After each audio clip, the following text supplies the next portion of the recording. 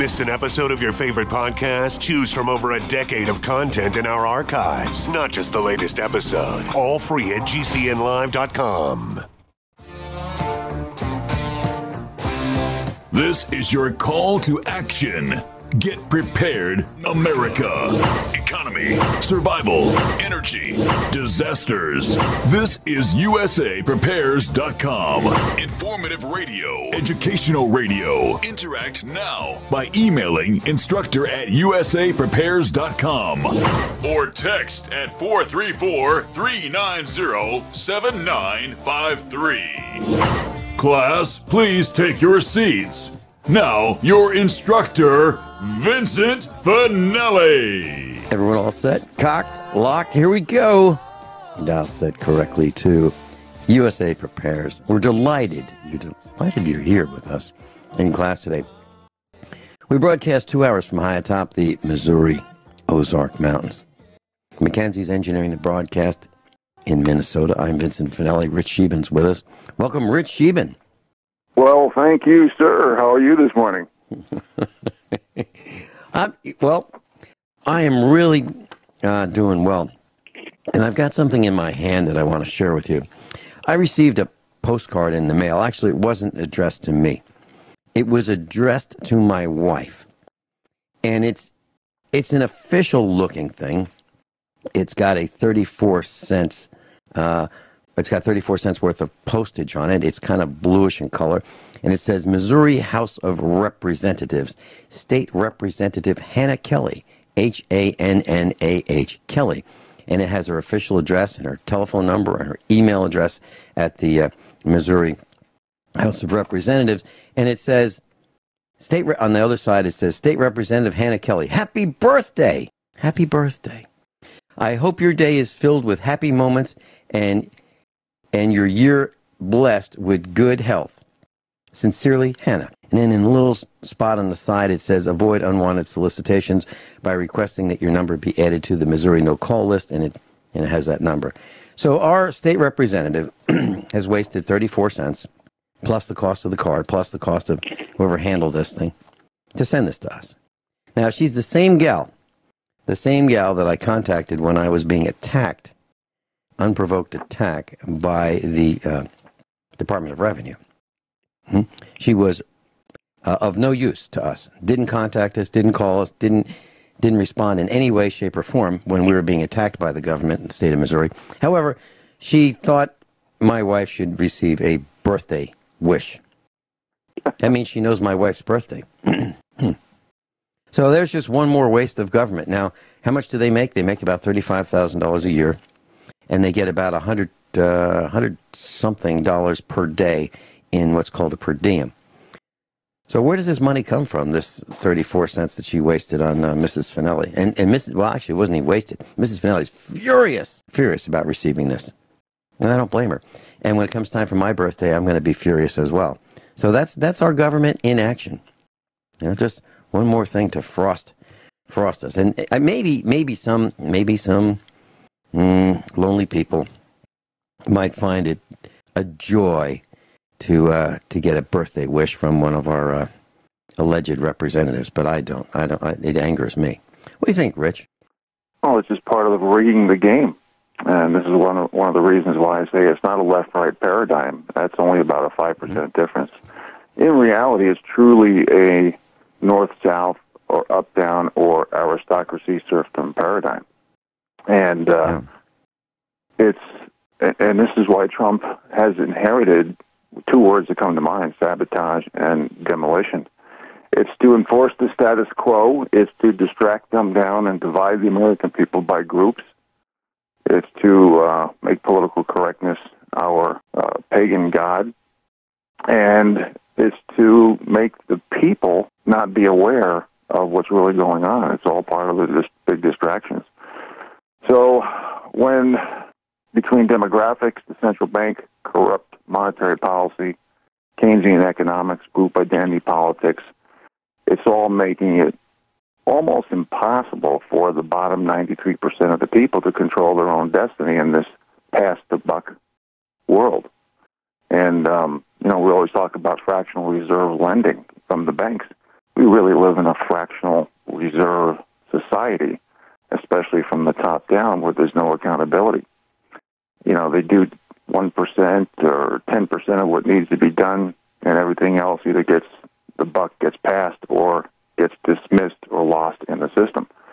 And this is one of the reasons why we're close to being wiped out as a nation, culture, traditions, heritage, and this is why we have to stand up and use financial, economic, social, and political rationale for everything that, every argument and debate that we have. Vince? You know, Mrs. Finelli and I were thinking about the amount of money that was stolen from us when we were at the job level, you know, when those early years when we were forced at the muzzle of a gun to pay into the Social Security system. And we were thinking about this, and we're thinking, you know, we put a lot into it. They made us do it. Would we have done it otherwise? Absolutely not. Would we have paid into that system if it were of our own free will? No. No, we would not have. And I'm sure our employers would not have paid a matching contribution as well. So we decided that we would take it out. You know, we would start collecting on the funds that we put in. Now, some people think that, you know, we are getting handouts. No. It's not true. It's our money that we're getting out in small increments.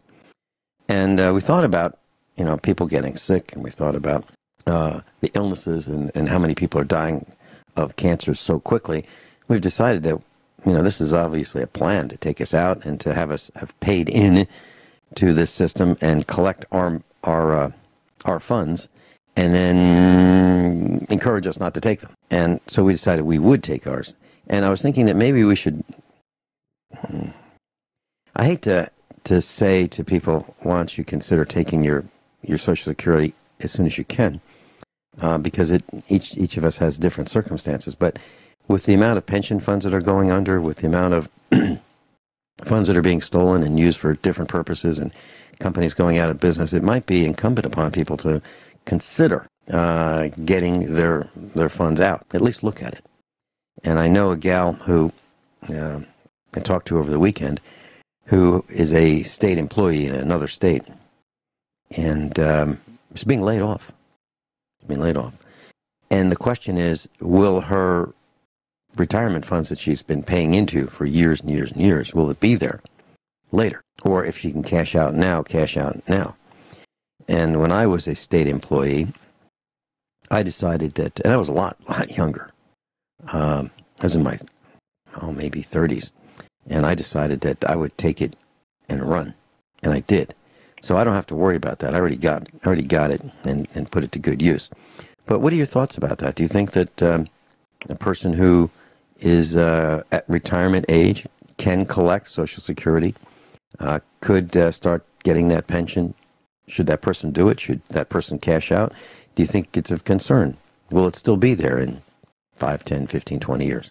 I'm concerned. Well, I'll tell you, Vince, it's the pension system, especially the government municipal system, is over $5 trillion in the hole, in the red, in debt.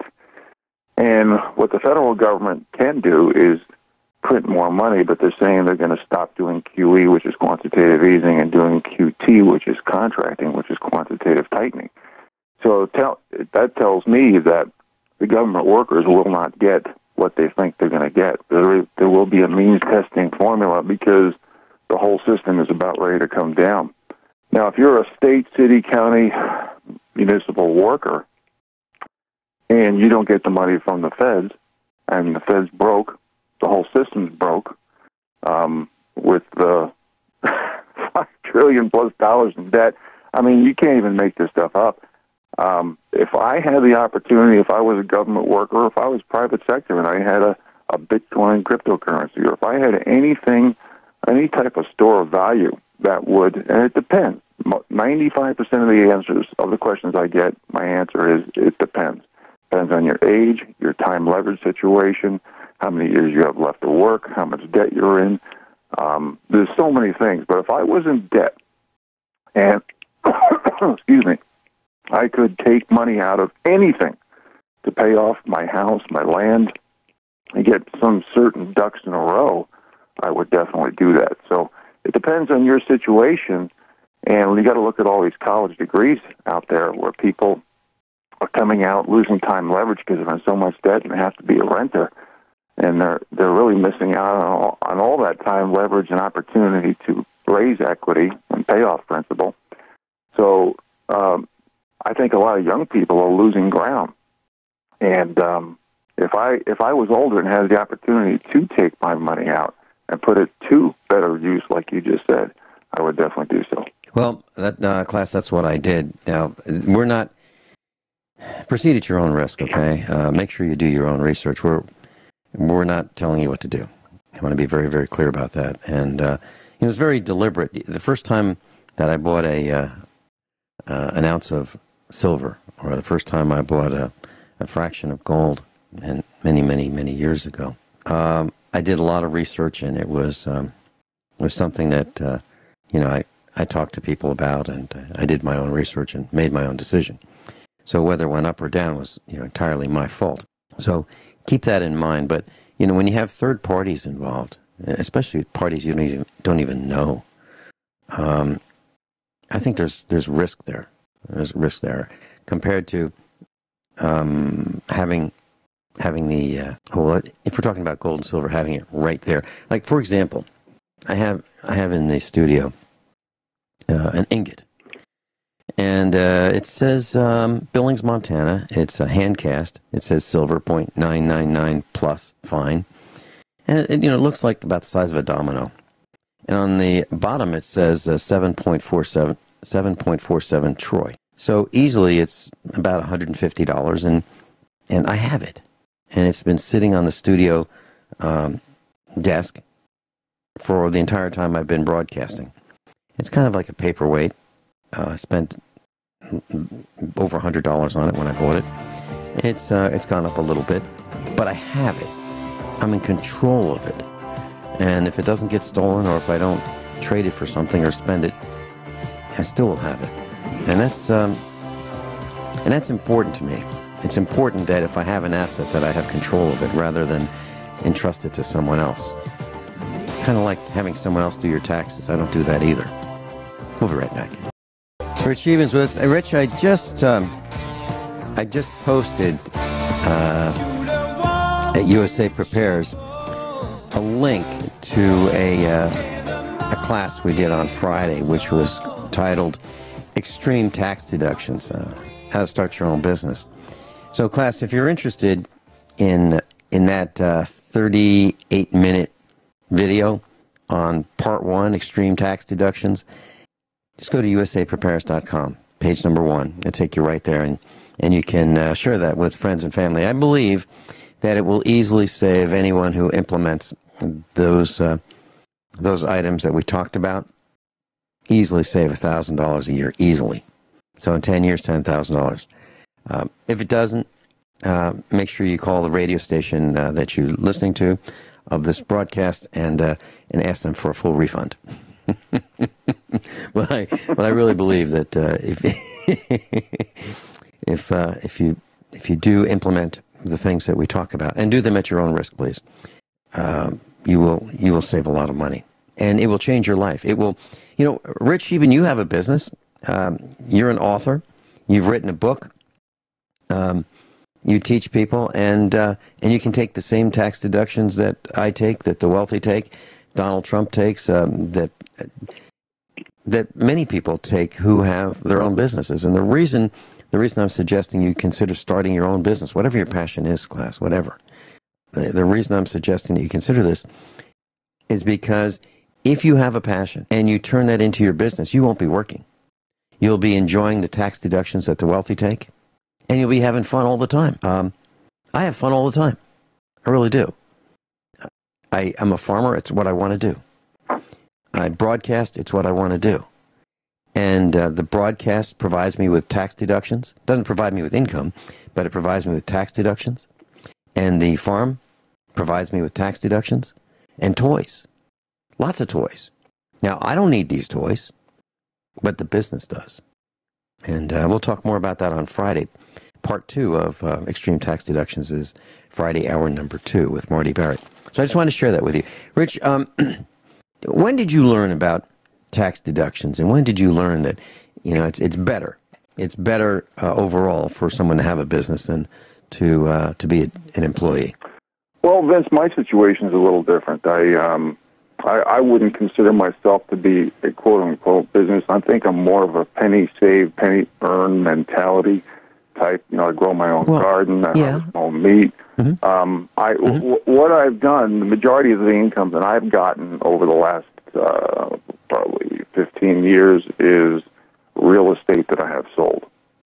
And that's pretty much been the majority of my bread and butter. So I wouldn't call it necessarily a business. It's more of a selling of some assets. Well, what I do, what I dedicate myself to, even before I started writing my book, was all these politically correct buzzwords like fairness, equality, tolerance, diversity, prosperity, inclusiveness, all these words that have been hijacked by definition by the powers that be to use as a tool to divide the American people or distract them down and divide us. And what I'm trying to do is give the people, whether I'm giving a talk somewhere in the country or a radio show somewhere in the country or the world, I'm trying to give people ideas and solutions. Like you said, the best thing is having fun and giving back. We're all imperfect sinners. Nobody knows all the answers. Nobody's right all the time. But what I do is I read a lot during the day, and I practice what I preach in the sense that I live off-grid. I make my own alternative energy. I grow my own produce. I either hunt or raise my own meat. The only source of heat I have in this log cabin is wood. That is it. So everything that we do is basically relearning 19th century skills and melding that with 21st century technology. So I try to take some of my ideas, solutions, and suggestions and give it to the people. Because when you look at our situation today, we truly have a fascist system in America.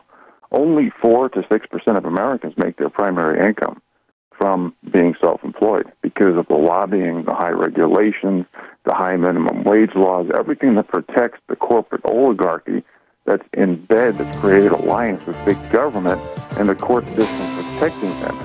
So it's very hard to do a small business, and that's why my lifestyle is truly where the money saving is. It's interesting you say that. You're absolutely right. It is very, very difficult with the regulations to have employees, and that's why I don't have any. I don't have any employees. It's just I'm a one-man band, or the family is a band. Rich Scheben's with us, and Rich, you're talking about rules, regulations, and it's so cumbersome to hire employees. People would say to me, Vinny, you need some help. You need to hire some people. You need to get some help. And I'd kind of have to chuckle inside because it's so difficult to hire employees. So much paperwork. It would take more effort for me to hire people to get them to do what we need to have done than for me to do it myself. So I haven't done that.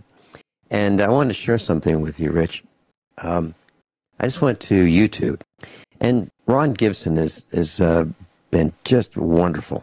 He's been loyal, and he's been working hard, and for years he has been posting our broadcast, and I'm sure today he's going to do the same thing. He's going to post on the Ron Gibson channel this broadcast with you and me and the rest of our class on YouTube, and it will appear on the Ron Gibson channel. He posts Alex Jones, Michael Rivero, and USA Prepares. Those are the 3 broadcasts that he likes, and he posts this. He does not get paid from us for doing that. He does it because he likes us. He likes our message. So I sent him an email, and I told him I was going to do this special broadcast about taxes, tax deductions, and starting your own business. And I asked him if he could separate the hour so that it could be just a standalone, commercial-free post on YouTube. And he did. And here's what it's titled. It's titled USA Prepares Special Broadcast Extreme Tax Deductions, Vincent Finelli, part number 1, and has the date, 6/16 of 2017. And there's a note that says, extreme tax deductions, the ones that almost no one takes. Turn your hobby into a business and take extreme tax deductions. can you easily save $1,000 per year by starting your own business. That's what it says. Now, of the likes, there are only 6 people that said they liked it. 2 people said they did not like it. I find that absolutely fascinating that someone could say that when I'm talking about how to take extreme tax deductions, pay less to the governments of your choice, that anyone would say, "No, I don't like that." I can't believe it. This is the kind of discussion that no CPA would engage in. No CPA. No tax preparer. No H&R Block guy. None of these people who you would hire to prepare your taxes would say the things that I've said on the air. Nobody. Nobody in that aisle, okay? However, 1/4 of the people who responded said they didn't like it. Now, what does that tell you? It tells me that we have some really dumb people out there. Or we have some paid operatives or government minions just trying to distract. That's what it tells me. Any thoughts on that, Rich Scheben? Have you had any people attack your message, which I think is outstanding? Well, thank you, Vince. But, I tell you that when I stand for principle, one of the things I talk about is truth. In other words, I'd rather be hated for telling the truth versus wanting to be loved or liked for blowing smoke up someone's keister and telling certain people or groups what they want to hear. So I say it like it is, and I use objective facts and a lot of reading and research behind it. But that being said, I think as regarding what you said about the comments, 60% from what I read are government or establishment-paid bots to make people look like they're either stupid, because what they do is when they try to attack you because you say things that the powers that be do not want you to say, they try to demonize, delegitimize, and discredit. So that's part of their MO for the whole thing. And if there is anybody legitimately saying comments like you just mentioned, they've probably been in the college system. In other words, they've been force-fed a Marxist, Alinsky, Frankfurt School, Cloward and Piven Communist Manifesto sandwich. To put it bluntly, they're drunk on the Kool-Aid of political correctness. And this all sets the stage for what you're talking about, the stage for government intervention, confiscation, redistribution of wealth, which is usually the middle class paying for the poor and the middle class paying to the wealthy. All these politically correct words like communitarian development plans, Agenda 21, humanitarian, sustainable city, global warming, climate change. Basically, when people start to vote for not taking tax benefits or anything that's going to benefit them, they are literally signing on the dotted line to lose individual rights. And that's why there's so much they're wrapping up the all this propaganda and Hegelian dialectic. It's because Trump says he wanted to give America back to the people. And the globalists, okay, I don't care if you call it socialism, communism, totalitarianism, dictatorships, it doesn't matter. It's all top-down, centralized control with no accountability from whatever governing body, even if it's not elected or elected. It almost doesn't even matter because even the elected ones are getting paid off or threatened. So unless we start thinking outside the box and controlling our own destiny, people, most people are going to be slaves. They've been fooled. They've been, it's all propaganda and professional wordsmithing to make you think a certain way. I mean, that's what the mainstream media does. Everybody blames the mainstream media, but the mainstream media, really, in a sense, is to push the status quo, which is to create an incognito caste system. Their job is to manufacture perception. You have this? Uh-huh. Yeah, I was thinking, as you were saying that, I was thinking how many of the mainstream media lives a life like you or I or Norm Shealy or Gwyneth Isaacs or Werner Bach. I'm thinking about, living on more than a quarter of an acre, living out maybe remote from the city, living where you have to, if you don't do it for yourself, if you don't prepare for your own future, if it won't get done. There's nobody coming to your rescue. What I'm talking about is you can't place a phone call and have it delivered, and a lot of times. For us to go food shopping is a multi-hour adventure. It's not just hop in the car and go down to the corner store. It's not like that. It's not walking. We can't walk anywhere. If I walked to town, it'd probably be close to a 5-mile round trip. Okay? And so that's really not practical. I can hop on a motorcycle or a dirt bike or something like that, or a four-wheeler. I could do that. I could hop on a tractor and get there, or hop in the truck or car. Yeah. But if I don't do it, or our family doesn't do it, it's not going to get done. And what I'm trying to say is, do you think that there's mainstream media personalities maybe writing the news that live the way we do? Because I can't really think of very many. I think they're in a whole different world. I think they're in a city environment. They're not in the rural environment. You think that's true? Well, absolutely. The mainstream media's job is to manufacture perception, pity, guilt, ideology. There's about five companies out there. And it's not just TV, magazine, radio, newspaper. They own the production companies and the publishing companies. The elite basically own all this so they can control the narratives, the memes, the talking points, the microphones. Their job is to sway public opinion. And the more dumbed down they can make the public, the better. They do not want independent thinking. They want to cultivate followers. And that's one of the reasons why college is such a social indoctrination today.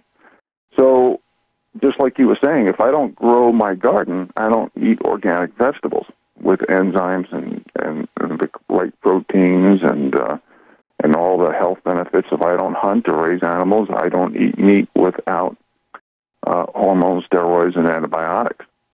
If I don't have skills like canning to preserve food, because I don't have a freezer, I will not be able to preserve my food through the winter. So there's all these, getting your ducks in a row, having your wood cut before the snow flies. There's so many things you have to do regarding the old child story with the grasshopper and the ant that today's schools do not teach the children because they're cultivating followers, not thinkers. Vince? I've got to agree with that. And, one of our instructors has a lot of friends who work at the college and university level. And I've had a chance to chat with this instructor many times. And the peer pressure is of a different message than we have, completely different message. It's going along to get along. It's the Democrat type mentality. It's the Trump is kind of an evil guy mentality. He's destroying our country mentality, which is foreign to me. It truly is. I think our president is a businessman who's trying to right the ship, who's trying to do the right thing, who's trying to make us first, make us proud once again to be Americans rather than to be ashamed and embarrassed of being an ugly American that we were during the previous regime, the dark days of Hillary Clinton and Barry. And the peer pressure at the university level, I think, is pretty great. They think differently. As a matter of fact, there was a gal who was on the same radio station that Dr. Shealy is on, and I was on in Missouri. And they brought this gal in. She was a professor, and evidently she was well known. And she was, talking the liberal line. And this poor gal was being beat up by people who used to listen to me and who listened to Norm Shealy because she had no idea about what's really happening. She had no idea about chemtrails. She didn't even know what they were. So it's a whole different world. And unfortunately, our children are being taught by these people who have very little knowledge about what's really happening. So that's of concern to me. So class, if you have a young person in your family, I suggest you consider doing what the Finelli family did, and that was homeschool. I suggest you take your children out of the public training camp and educate them to what they need to know. Off-Grid Montana, offgridmontana.com. Rich Scheben's with us. Rich, college. You know, one of the things that we could talk about today is college. Does it make sense? Is it worth the expenditure? And I was thinking during the commercial break about how much my education cost. I went to a university. It was in the top 40 in this country. I don't talk about where I went to school. I don't think it matters. But at the time, it was a prestigious university, private university. I studied business, finance, economics for 4 years, and I got a master's degree in finance and economics as soon as I graduated. And I was thinking about how much it costs. When I went to school in the 70s, it was about $2,000 to $2,500 per year. That would be total tuition, room, board, the whole 9 yards.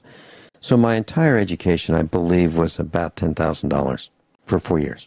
That does not include the master's degree. Today, I looked up what it would cost for that same kind of education. I was absolutely stunned. 13 times as much, $134,600 for someone who's starting out in the year 2015 going through a 4-year degree today. It's unbelievable. So how do you recover those costs? Is there an alternative to going to the university? I can't get over how much it costs. I would hate to have to face children today. Let's say you had a family of 3 or 4 or 5 children, even 2. And you're looking at, for 2, it's $250,000 worth of education. How does one fund $250,000 worth of education for 2 children over a 4 or 5 or 6 year period? How do you do that? That would be with, for many people, that would be with after-tax money. That is a tough one. What do you think, Rich? Well, absolutely. And let me lead up to that in a minute, Vince. When you look at our present situation with the demographic trends, the debt and credit we're in, the pension catastrophe that's happening, the valuations of all businesses, the headwinds for future rates of growth look extremely bleak. You look at global debt, corporate debt, household debt, and all the government promises. We have to prepare on our own, because when you look at any industry, whether it be education, healthcare, any industry that's subsidized by the people, by the government, in other words, by the taxpayers, those people are going to take advantage of the system and hire people with extremely high wages who couldn't make a dime in the real world because they can't teach anything but theory because they don't have any practical experience. Now, people have to realize we're in a deflationary spiral because of what I just mentioned. That's why I'm leading up to this. We have stagflationary consequences where food, water, healthcare, college, insurance, taxes, rent, lumber in some places are going up dramatically. It's a hybrid disaster. In other words, we're entering a new industrial revolution where robotics, automation, artificial intelligence are going to take tens of millions of jobs. To look at it in a different way, folks, it's a coup on the bottom 93% of the people to govern themselves. So when you go to college, now, for those of you in college who have college degrees, I sense that people's faces are turning red and steam is coming out of their ears.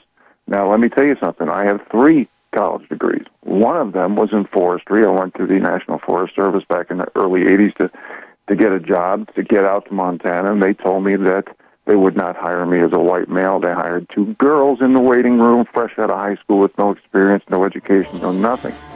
So we're in this politically correct situation where it's very hard to control one's own destiny. I'll answer the rest of that question on the back end, Vince. Yeah. We're going into a break. I'd love to hear more about this. I remember pumping gas and seeing a sticker for the university I wanted to attend and apply to, and I couldn't get in. But this black man, this young black man, was able to get in because, well, it was time to adjust the quotas, and he was able to get in without the testing requirements that I had to go through. It's not a race thing to me. It's just he got in and I didn't. And I should thank him because I went to a better university as a result of not being accepted to the university of my first choice. We'll be right back after top of the hour. Everyone all set, cocked, locked, hour number 2 of USA Prepares.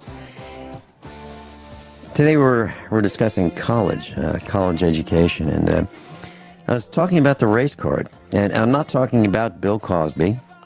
I'm not talking about the national disgrace. I'm not talking about the trial. I'm not talking about how much it costs to bribe a single juror to drive a mistrial. I'm not talking about Bill Cosby's $400 million reported net worth. I'm not talking about that. What I am talking about is the race card. And when I went to an institution of higher learning in the late 70s, when I went for my master's degree, I was handed a card, kind of like a postcard, a little larger than the small postcard size, but a little larger than that. And it had some words on it. And I was asked to check the box that most described me. And there were check places for words like black, Native American, Asian, Hispanic, other. Let me say that again. Black, Native American, Asian, Hispanic, other. And there's something about Pacific Islander in there too. I don't remember the exact verbiage. And that was the card that everyone in our class on day 1 at the university was given, and we were asked to put the check mark that most described us, and then we were asked to turn them in. Rich Scheben, did you get a card like that? Oh, I got way worse than that, but I'll tell you, I always try to concentrate on ideas and solutions, so I'm going to do that right now. Yeah. The question is, they were measuring. They were trying to measure how many of each of those categories of, we call them races if we want, were in those classes. That's what they were trying to measure, I think. Yeah, well, we were told we had to turn them in. Yeah, this is part of the politically correct playbook for the elites, the template, which I've talked about before, the blueprint for our destruction. Group identity politics is the home run pitch, if you will, for the powers that be.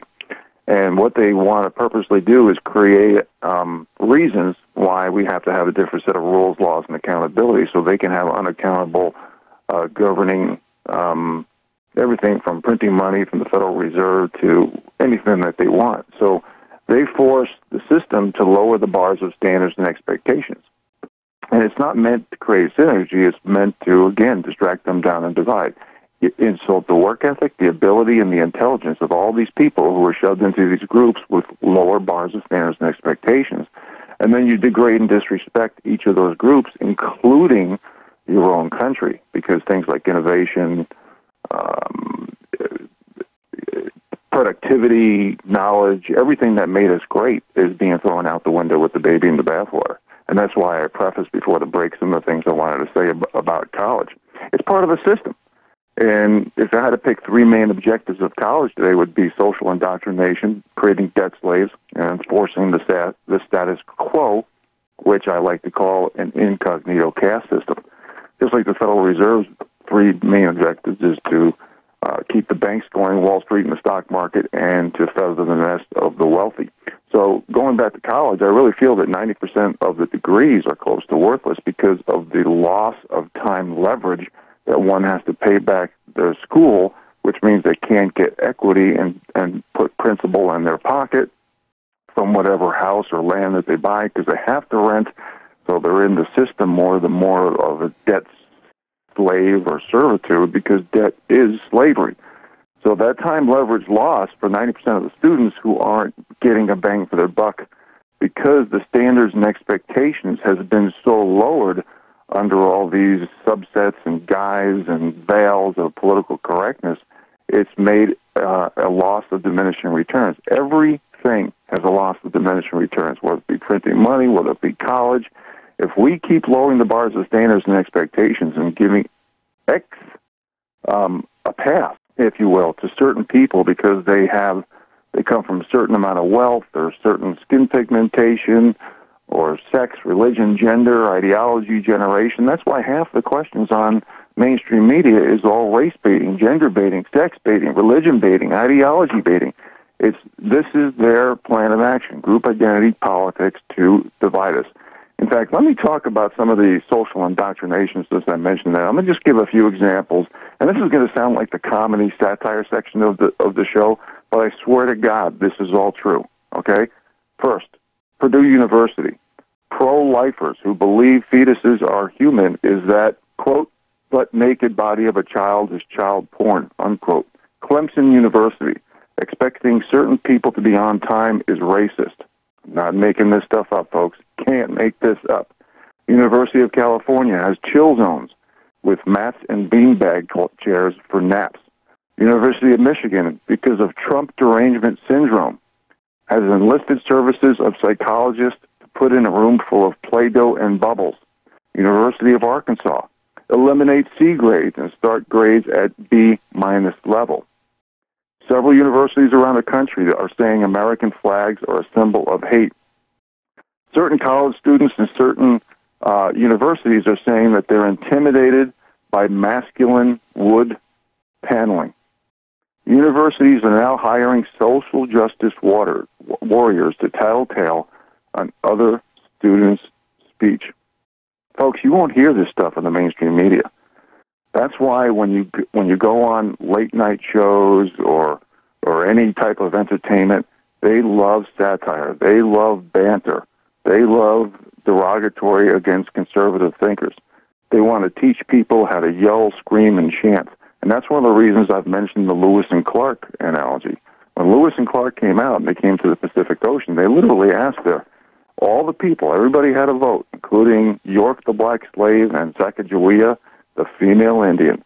They all not only had a vote on where they wanted to camp for the winter, but they asked them why.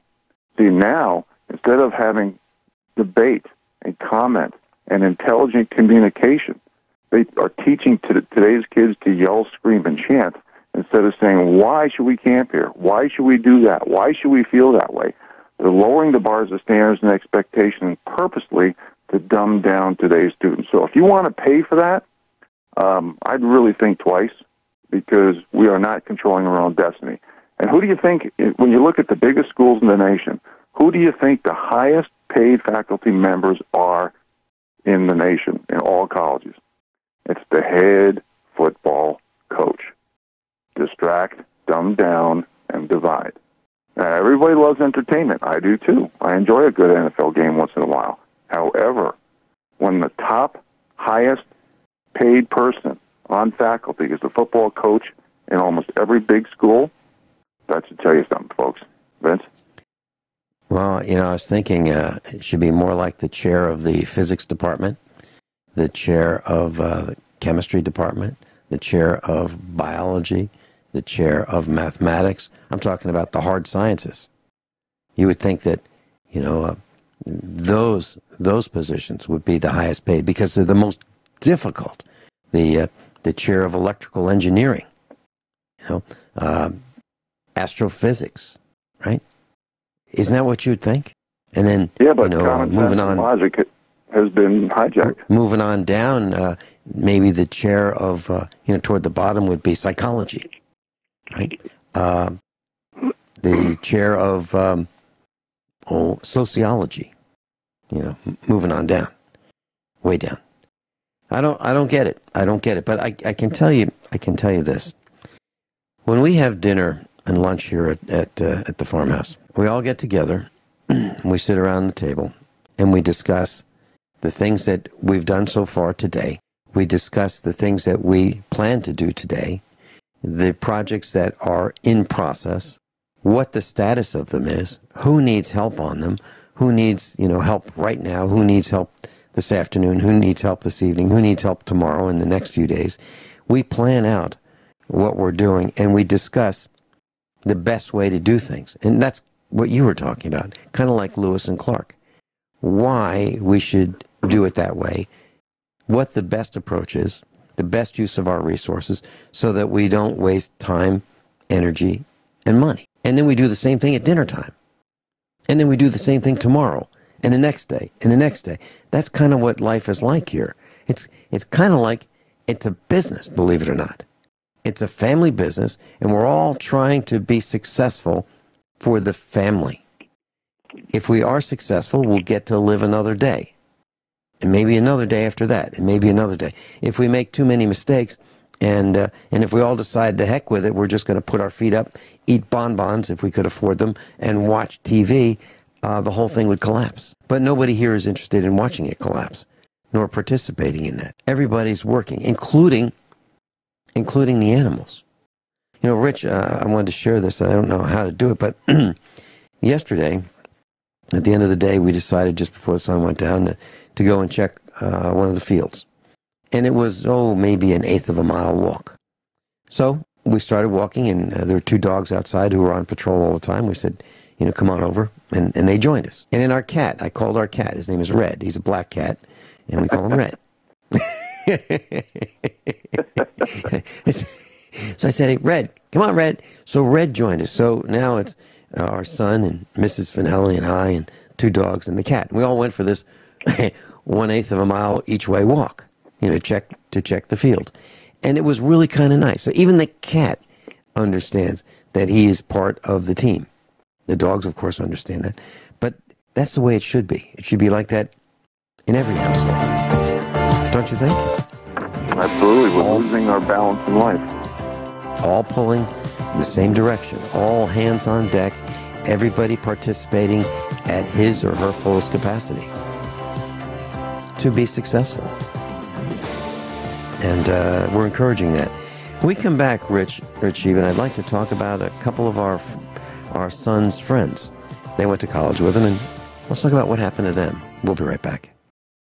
Rich Scheben's with us, offgridmontana.com, offgridmontana.com. Rich, one of our children attended a university that's very difficult to get into. And please don't consider this bragging. It is not. The university is very, very concerned about character. Character is extremely important to this particular university, more important than grades. And if you want to attend this university, you have to demonstrate that you are willing to work really, really hard. And I'm not exaggerating. As a matter of fact, in order to stay in the university, there are several things that you have to not do. For example, if you get a tattoo and it's visible, you're out.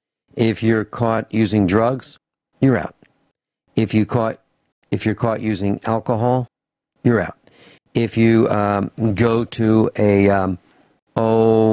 let's say a bar off campus and you're seen, you're out. If you don't do certain things that the university wants you to do, you're out. I mean, it is extremely difficult to stay in this particular university. So it's not only grades. It is character. It is how you present yourself, how you carry yourself. So I got a chance to spend some time with our child's friends. And those friends have been here at the farm. And Rich, you've met some of them. They were at the last Get Prepared Expo we had, and the one before that.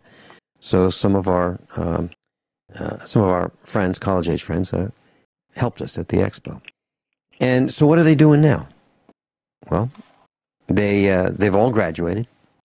They've all made it through 4 years of very strict supervision at the university level. They all performed in their classes sufficiently to graduate. And one of them is driving a bulldozer.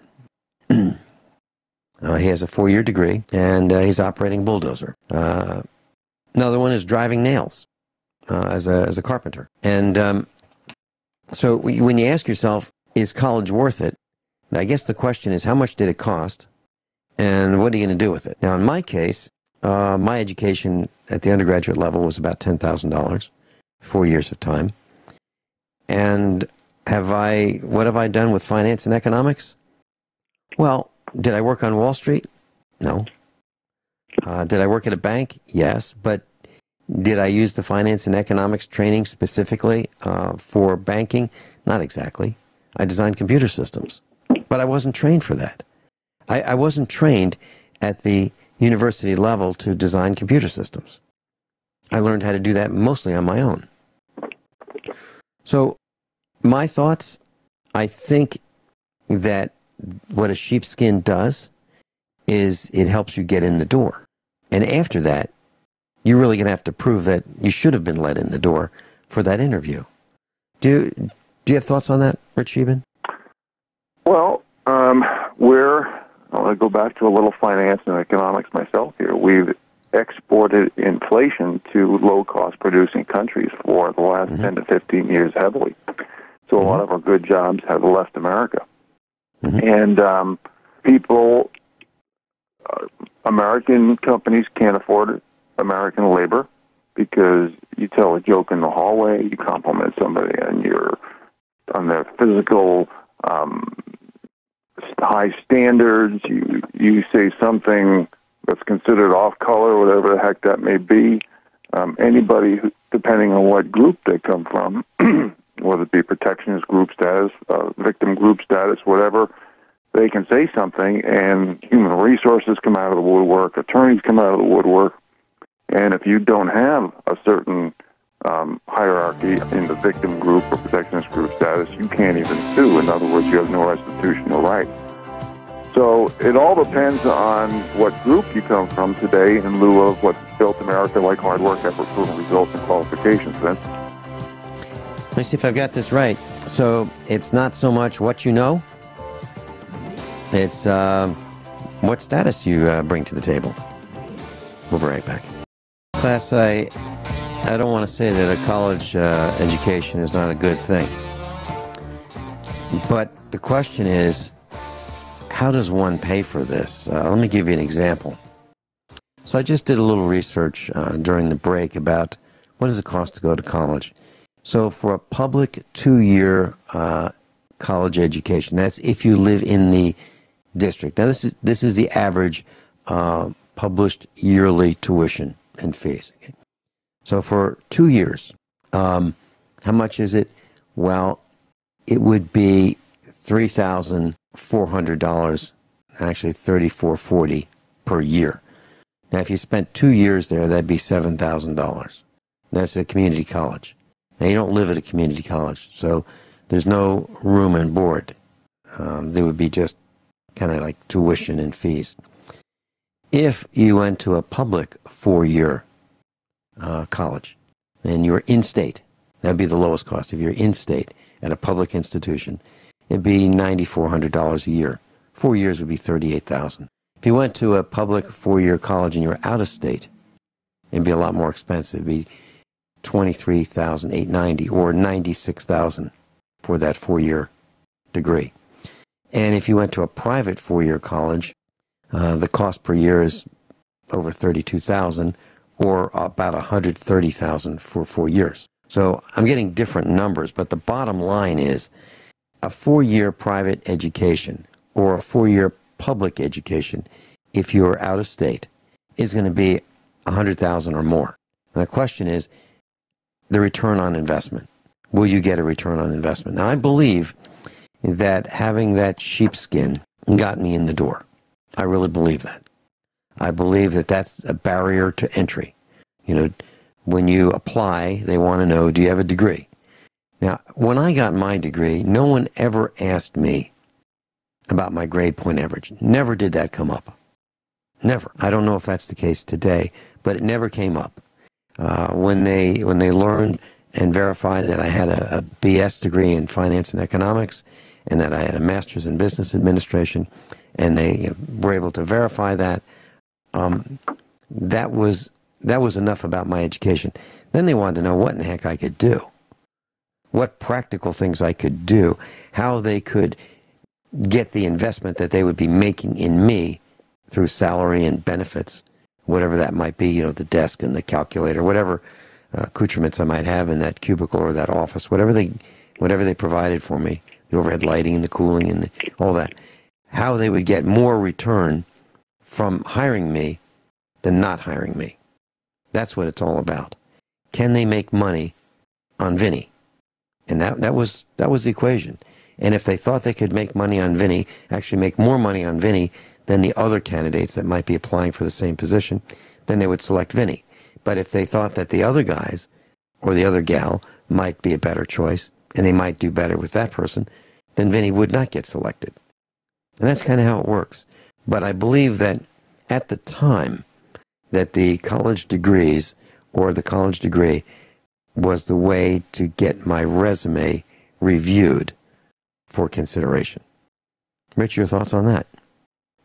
Well, I really believe the powers that be do not want capitalism. They don't want crony capitalism. They want what I mentioned earlier, socialism, communism, totalitarianism, dictatorships. They want to dumb down the people and mostly distract and divide the people into groups. And that's one of the reasons why America has been rewarding mediocrity for so long and is destroying America in the realm of ingenuity, productivity, and innovation.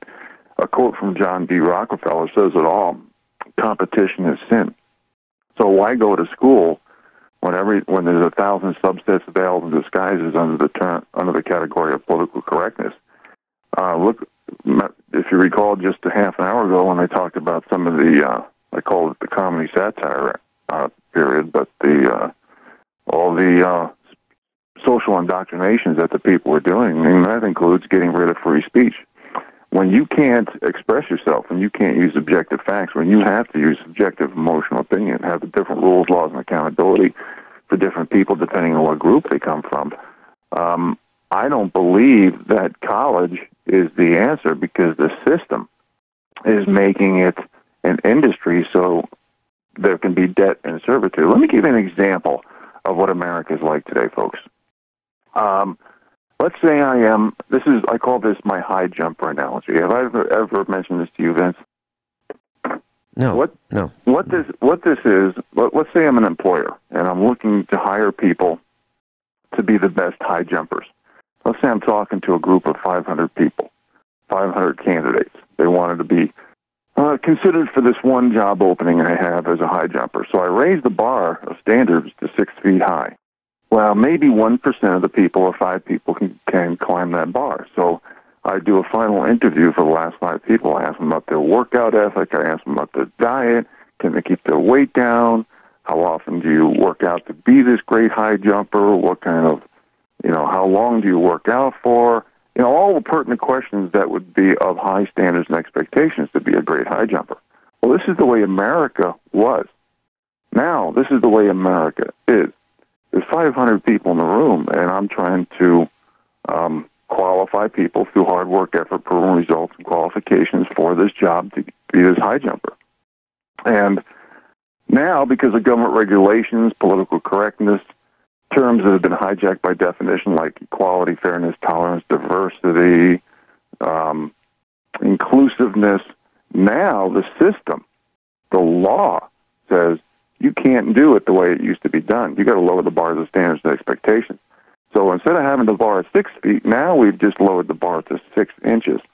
So now 5 or 1% of the people don't climb the bar, but 99% do. So how do you interview 495 people with workout ethic, with keeping the weight off, with your diet, with high standards that's going to make that person be the best high jumper? You can't do it. So the law says, instead of doing that, this is how you have to weed out the people. It's got to be through race or skin pigmentation or gender or sexual orientation or religion or ideology. And we've lowered the bars of standards and expectations. When I put this on a chart, wealth on one axis, do an X and Y axis, and the population on the other, I promise you, people, the poor and middle class have melded together, and that's why you always hear me talk about the bottom 93%, because it's the poor / middle class now. All this lowering of the bars of standards and expectations hasn't made prosperity, equality, fairness, and diversity for the people. This is all BS, politically correct buzzwords, again, hijacked by definition to use it as a tool to divide us. What this has done is created the biggest inequalities, inequities between the elite and the serfs. and that's what it was maintained to do. So if you're a proponent of affirmative action, of quotas, of all this politically correct buzzwords, what they're really doing when they lower the bars of standards and have a different set of rules, laws, and accountability via group identity politics, they're just insulting your work ethic, ability, and intelligence, and degrading and disrespecting not just each of these groups that the elites say you can't compete, that your work is suboptimal, but they are destroying everything that built America by rewarding their mediocrity, like ingenuity, productivity, and innovation. We have to raise the bars of standards and expectations. We have to be Americans and not be identified by what group we're in, because that's what the globalists love. They want people who are socially indoctrinated to this ideology. And that's why the mainstream media is out there. That's why they race bait and sex bait and gender bait and sexual orientation bait and religion bait and ideology bait. These people are bought and paid for to sway public opinion.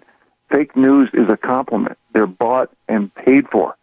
That's really what it's all about. And this is why when I say standing for principle, I say three main things. We have to have the same rules, laws, and accountability for everybody in American soil. The word truth should matter. In other words, you have to have the guts to be willing to be hated for telling the truth versus wanting to be liked to blowing smoke up someone's keister. And third, if somebody does it, and you aren't allowed to because of what group you're in, that should be against the law. And it's kind of like when these people, whether it be Black Lives Matter, Antifa, or any of these groups that are bought and paid for by the George Soros and the elites, and they say you can't have free speech, but how are they doing it? They're yelling at you. They're screaming at you. They're chanting at you. They're intimidating and threatening you and even using violence. See, they're not practicing what they preach.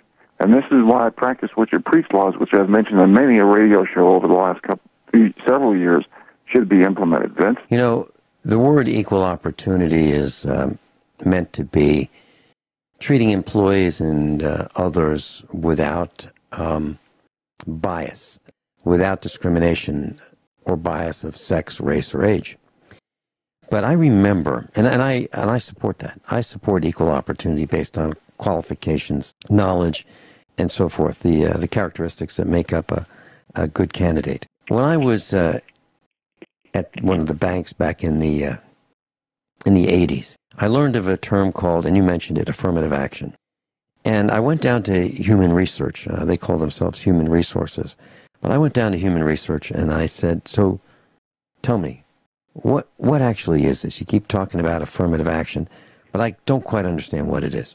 And what is it? And they told me that, the head of human research told me that it was a way of reaching out to people who might not ordinarily apply for jobs with the bank. And I happen to work at the corporate headquarters for this division of the bank. And I said, well, what does that mean? When I wanted to apply here, I did research. I went to the library and I researched companies that I thought were a good fit, that I would like, that I could contribute to and be successful within, and it would work out well for everybody, me and the company. And she told me that, well, no, we're going to take out ads in magazines and newspapers that, other races might. So, Rich Scheben, what the Human Research Department did was they decided that affirmative action was the way to go, and they hired a black gal to run the Human Research Department. And she told me that the plan was to reach out to people of various races and see if we could encourage them to apply for positions with the bank. Now, this is something that we hadn't done before. We didn't reach out to people and say, hey, listen, why don't you come work for us? Based on their reading preferences. So we advertised in Ebony magazine and magazines like that. And it kind of bothered me. It kind of bothered me because, I said to her, I don't get it. I really don't get it, because when I applied, I did my research to find out where I would be a good fit, where I would like to work and where I could contribute and settle within the organization, and everybody would benefit. Why are we reaching out to specific groups of people based on their status? Why don't we let them find us?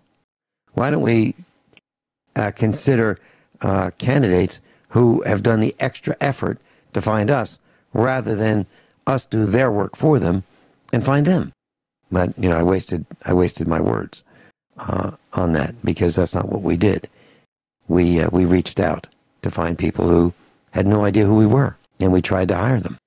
And that's the way it was. That's the way it was. And so hard work, perseverance, studying hard, learning, it wasn't all that was necessary to get that position, to get that interview, to get in the door. We shifted from the best qualified candidate to searching for people who had no idea who we were. Now, I'm not talking about not hiring people based on their skin color. I'm not talking about that at all. What I am talking about is giving preference to people because of their skin color. I think that equal opportunity is great. I think if someone is better qualified, that person should have the job, not me. I agree. Any thoughts? Oh, absolutely, and that's part of. Did you see anything like that when you were in the pharmaceutical industry? Well, I see it everywhere. I see it more and more. Is basically in order to have a divide and conquer strategy to work, which has been out there for thousands of years, even before the Roman Empire, you have to have chaos. You have to have infighting. But see, what they need to do is to create this set of rules, laws, and accountability in order to lower the bars of standards and expectations, so they can insult all these different people and all these different groups. But look at what happens to the normalization of America and who gets on the chopping block because of the lowering of bars of standards and expectations and the chaos and the infighting and the race wars and everything else that's going on. This is all by design. This isn't for equality, fairness, tolerance, diversity, inclusiveness, and prosperity. I mean, it doesn't mean crap. Obama doubled black unemployment. I mean, you heard that, oh, God, what was that chant that they were saying all through the Trump presidency candidacy? Oh, Trump, KKK, no fascist, USA. Remember that? Well, guess what? The KKK was invented by the liberal Democrats. Margaret Sanger was one of their leaders, and this is on audio and videotape and transcript that she brought in Planned Parenthood to destroy black America so they couldn't expand their population. This is it's in transcript. You can hear it. You can see it. And see, this is part of the fascism. This is you have to divide and conquer, whether it be big corporate America and big government together to control the masses. You lower the bars of standards and expectations, and disaster strikes. It's happened in every country, Vince. I had a black student, and he just wasn't paying attention in class. And I wanted him to learn, and I wanted him to carry his own weight. And so I went to the administration. They said, look, just don't get the NAACP here. What they meant was just pass him. Just pass him, move him along. Doesn't matter whether he learns or not. Just don't cause us to make the newspaper. Yeah, it's true. It's true. So what happened? I don't know. I don't know what happened to that young man. But my plan was to get him as educated as I could. Shealy, thanks so much for being with us.